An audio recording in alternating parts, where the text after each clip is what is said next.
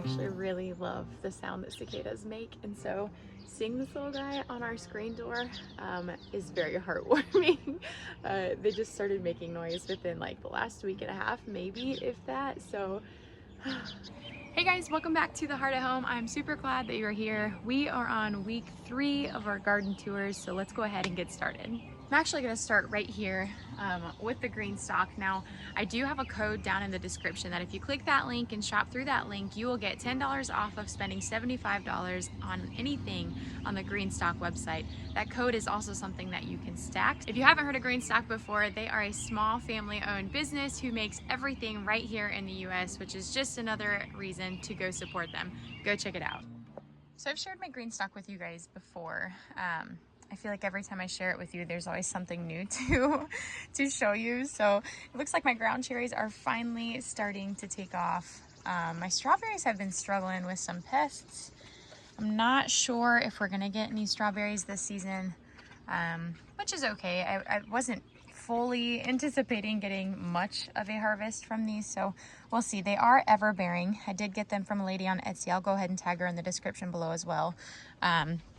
But with them being ever-bearing, that also means that they're going to be producing literally the entire season. So we've still got a few months for these guys to put off anything. Here I actually have these seeds that I got for free from Baker Creek. This was the Cherry Falls tomatoes. They're basically like a container version or a patio version of cherry tomatoes, and they're supposed to be super prolific. Almost remind me of the crazy cherries, except they're not yellow, they'll be red. Shared with you guys down in the garden on my red burgundy okra. Now here is the hill country okra. This plant has taken so long to finally germinate and to take off. It is starting to put off some okra, which tells me that maybe this. Technically you would not want to grow a full-sized okra plant in your GreenStalk because okra stems can get literally round enough that you can't get your hand around them. They're literally like a small tree when they're fully mature. They'll also grow, I mean, 7, 8, 9, 10 feet tall if you let them. And so ideally this okra will be moved into one of our garden beds that hopefully will be finished here in a few weeks. If not, I'll just find a place in the soil in our yard and just go ahead and transplant him to see if we can get anything from him. My pineapple mint is finally taken off. This one's really pretty, actually. It's a little variegated. It looks kind of just spotty. There's only one variety of the mint plants that I have. Here's a regular just peppermint plant that I need to start harvesting and drying to save for my tea. And then this one is my favorite. I've shared this with you guys before. This is an orange peppermint variety. If you guys could smell through a screen, this would be life-changing for you. This stuff is so fragrant and it's so citrusy. It's just the perfect combination of orange and mint put together. And then if you've noticed all these little purple things, you might be wondering, what the heck is that? Well, these are runners from all of my mint plants, because I think I have 3 different varieties planted in here, but I have 4 different plants. But all of them are putting off their little mint runners. So this is a great example of why people say don't plant mint in your garden. Keep it contained, because these little guys would be just shooting across the soil, and every one of these little green leaves that you see on these purple shooters would literally just send up another peppermint plant that would do the exact same thing. So here's your reminder, plant your mint in a container. I've got my leggy legumes in here. I started the garbanzo beans in here hoping that our garden beds would be ready for them by the time they were ready to transplant, and they are certainly ready to transplant, and our garden beds are not ready. So I don't know what I want to do for a bean harvest this year. I can do another round this fall, just kind of do a fall crop of different legumes. We'll have to play that by ear, but these garbanzo beans, the foliage is so pretty. Isn't that? Like, this is a plant that I would have inside if I could. I think it is just beautiful, and it's so different from any other legume. Also started some more cabbage plants in here. Another thing, I think you could technically leave these in a GreenStalk. You might be pushing it with these just depending on how big the cabbage plant would get, like what variety it is. I just stuck these guys in here because I didn't want them to shrivel up and die in the tray, and I'm also hoping to transplant these soon into the garden beds. The tomato saga continues. So here are the remaining 6 varieties that honestly I just don't have the heart to throw them out and like, yeah, they're not thriving. They need to be fertilized, but I am genuinely surprised. I mean, it is almost the middle of July and these things are still existing. They're not putting off any fruit yet, which is interesting because typically when plants are struggling and they know that they're dying, they will go right to seed, or they'll bolt, or they'll try to put off fruit to continue their species. But these guys haven't done that at all yet, which is just kind of intriguing. So it's more of an experiment right now. The other item up on the porch that's been super prolific is my chamomile. So this chamomile I actually started from seed, gosh, a couple years ago now. At our old house, and when we moved, I was just so stinking proud that I got this to start growing that I dug it up and I put it in this container. And though we moved in August, I just left the container outside in the snow because you want to keep your soil wet through the winter as well. So we just stick all of our containers outside where it can be snowed on and essentially watered. But I wasn't sure if these plants would take, I think there was about 4 of them in here and only 2 of them actually came up and took off. Now, chamomile is something that I guess is technically not a perennial, but it does regularly self-sow. And so I've been harvesting once, sometimes twice, sometimes 3 times off of this plant every single day and just drying the flowers inside so that I can add them to my little tea collection. My lemon balm has taken off. This is another thing I need to start harvesting. I'm growing lemon balm with the intention of growing my tea collection inside, my dried herbs. This stuff is also super, super fragrant. I wish you guys could smell this through the phone. Lemon balm is also another plant that you do not want to plant in your garden or in the ground because it is a bully in the garden and it'll take over. You got money? Yeah. Is it a lot of money? Yeah. Oh, wow. Oh, what are you eating? Yogurt. And then this is actually where I started all of my Swiss chard. I do have some that are down in the garden right now. They're struggling because of some fly damage and some other little pest damage, but this is the stuff where, like, yes, I could rip this out and plant something else, but why? I mean, it looks a little scraggly. It's like missing half the soil, but these things are taking off and they're still edible, so I just leave them. Also, tell me I'm wrong, but does that not look like a strawberry plant? What is that? Tell me if you know. So we've got a very exciting addition, as you can see here, to the garden that was not in our second week garden tour. So a couple videos ago, I posted about how we added a cattle panel into our garden and I started topping our peppers, which I also mentioned in another video. But if you haven't watched that, go ahead and go watch it. If you're curious about what it looks like to add a cattle panel, or maybe why you would add a cattle panel, why it's effective, why it's friendly to your budget. If that's something you have been considering, go check that video out. In the meantime, we get to enjoy it in this garden tour. We're still having an obnoxious problem with flies in our hydrangea. So if you're wondering what those fly strips are, yeah, those are for the flies. It's ridiculous, the amount of flies that are on this thing. I wish that you guys could actually get a good view of it. So I did do some digging and some research into why flies are attracted to hydrangeas.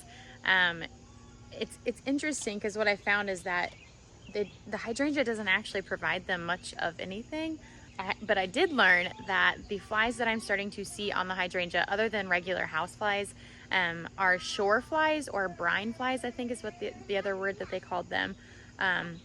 Now, I've mentioned before in past videos that some of my plants have had some pest damage, especially on the eggplant. Let me show you.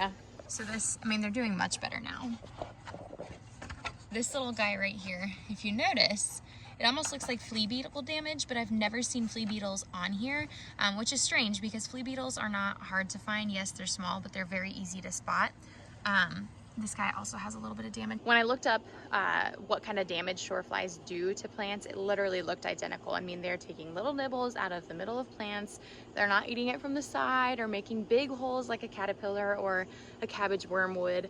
And so I am just going to assume that the damage that I'm seeing on the plants, especially over there by the hydrangea, that look like that are from the flies.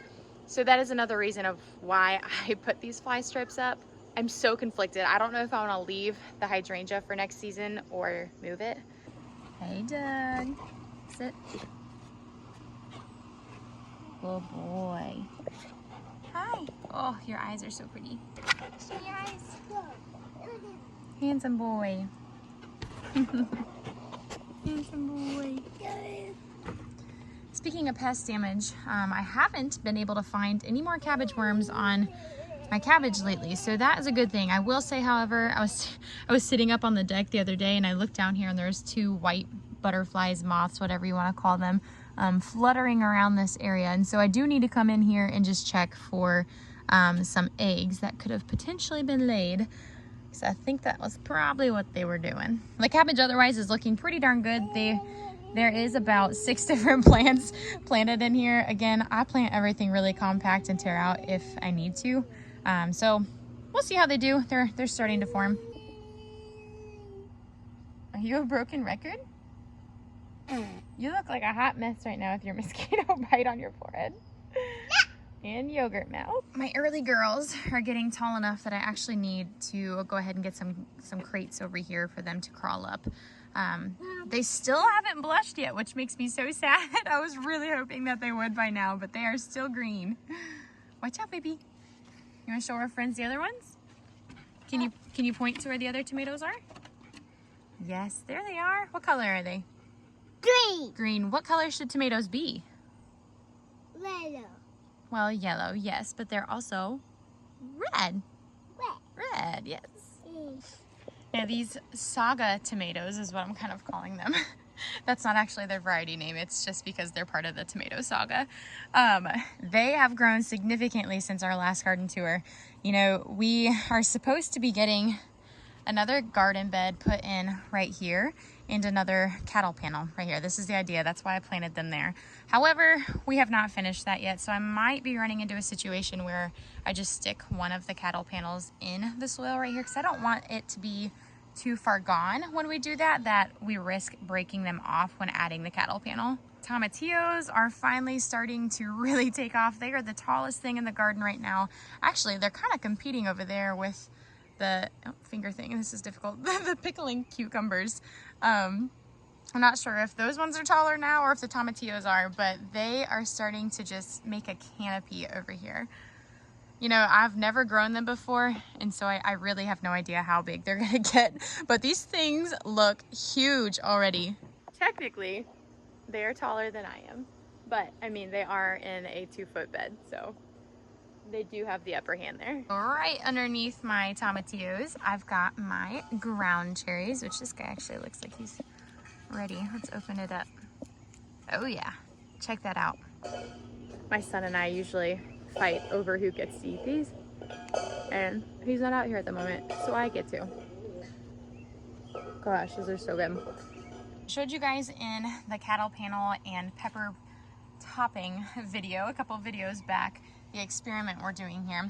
So I've got about 10 different banana peppers planted right here really close together, which is okay because they love heat, but they also need some shade.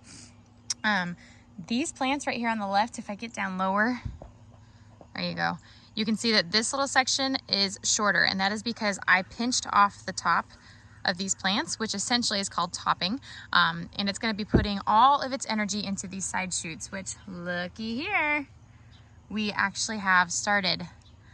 So do you guys see in these side shoots, there's a cluster here starting, there's a cluster here starting, there's another cluster here starting, whereas over here, we've only got 1, 2, 3, we've got some upper clusters that are starting to take off, but nothing is actually happening on the suckers of this plant.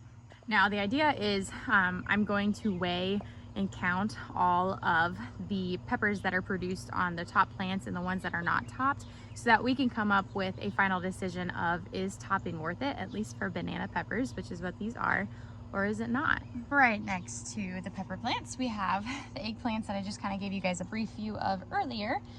These are the Black Beauty eggplants. They're looking great. I went ahead and just put one of these tomato cages in here to support it, just because I have, ooh, what is that? What is pooping on my plant? Interesting. I haven't seen any pests or worms or anything on my eggplant, but now I'm kind of like, maybe I should be looking closer because that is a lot of poop. Now I showed you guys in the last video how this Black strawberry cherry tomato plant was struggling compared to the one right next to it. This guy is really taken off. This one is struggling because the nasturtium was really starting to block its sunlight. But look at how well we're doing. I told you guys he would catch up. It would just take a little bit of time. So there are a couple more tomato plants down in there.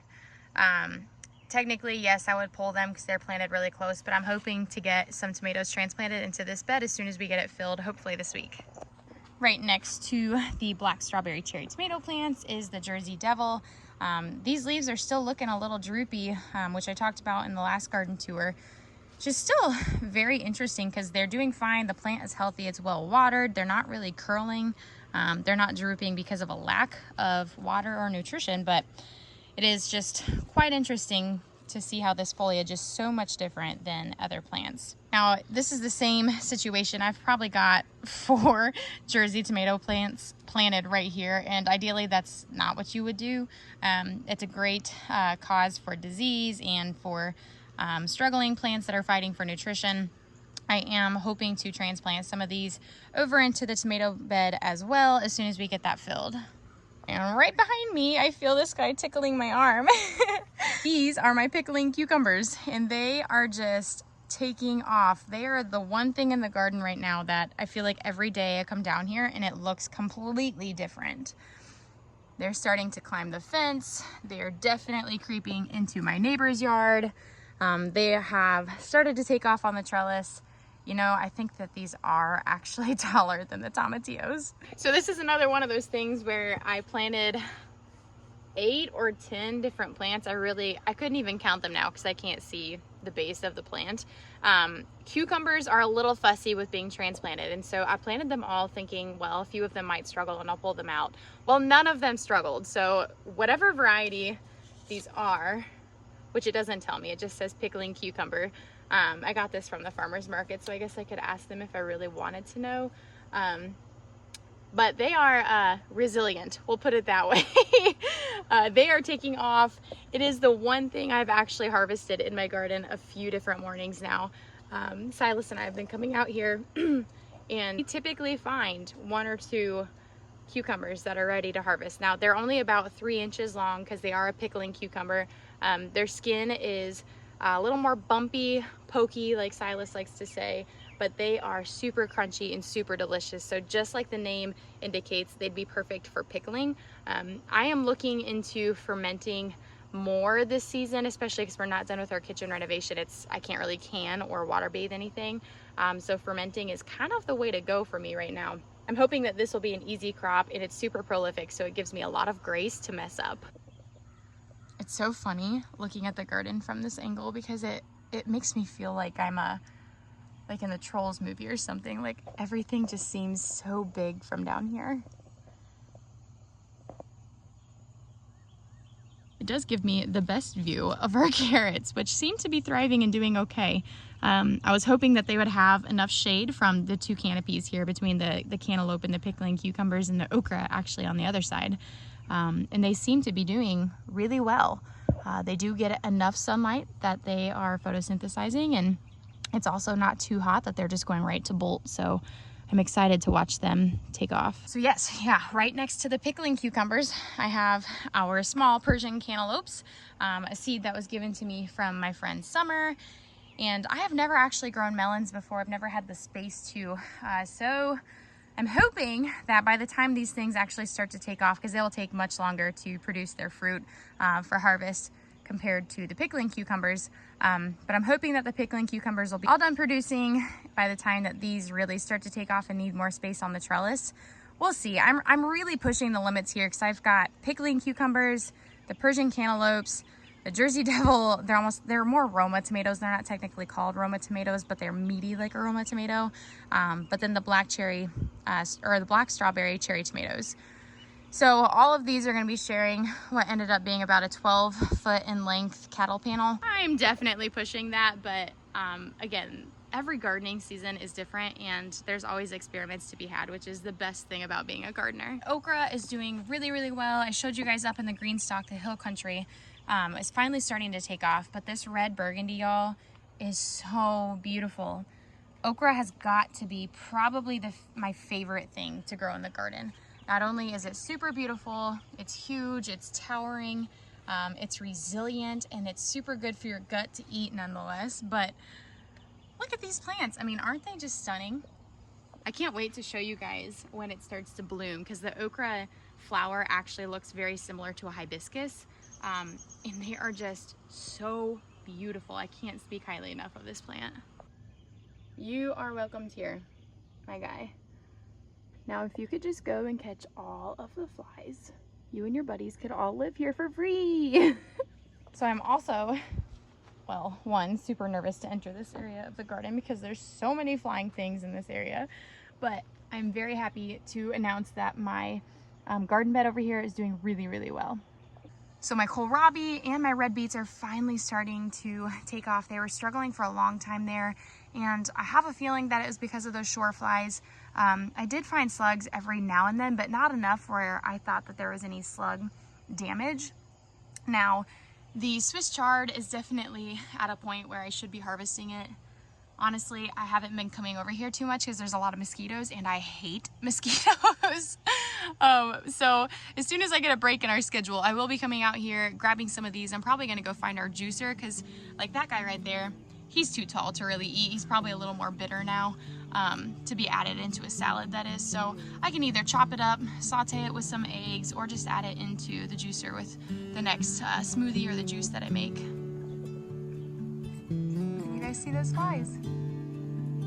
This is absurd.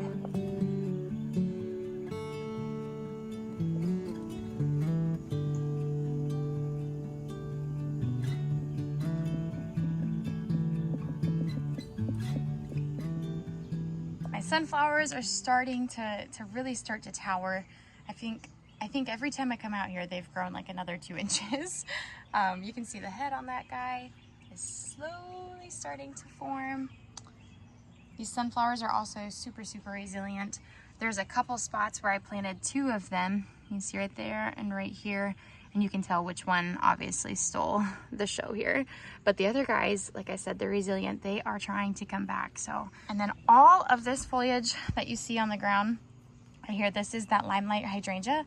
I keep pulling different parts of this plant up. It is the definition of resilient. It just won't stop. I've got so many different starts of it, but this guy's looking really great too. I'm gonna take these down to my mom actually and transplant them this fall when it's a little less hot. My kale's doing great. I haven't been finding any pests on there. I did for a while. It's the damage you're seeing there, but nothing recently. And this plant, so I transplanted this guy. What the heck? This fly isn't even moving. Are you dead? Interesting. So if you're new here, you probably don't know this, but this entire section used to be overgrown perennials, poison ivy, overgrown lawn, just it was very icky. And so I ended up moving a bunch of the weigela bushes I put up in the front. There are some other perennials that I said, hey, I don't know what these are, but they're free. Somebody came and dug them up. It was a big bush. The other hydrangea over here, this limelight one, was just completely covered in poison ivy, so I ripped it out, took care of the poison ivy. There was another plant that I dug up because I could tell it was a perennial, but I couldn't tell exactly what it was. And now I know that it was a standing phlox, and it's starting to bloom. Look at these blooms, guys. Aren't those so pretty? That's beautiful.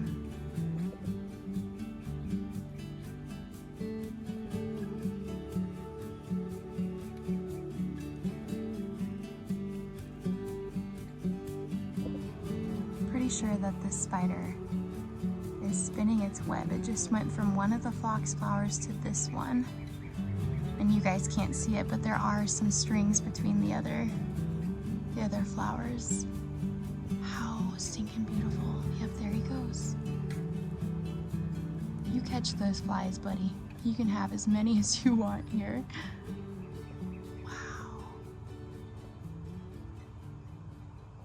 Well, I've officially stood here long enough just watching that spider do its thing.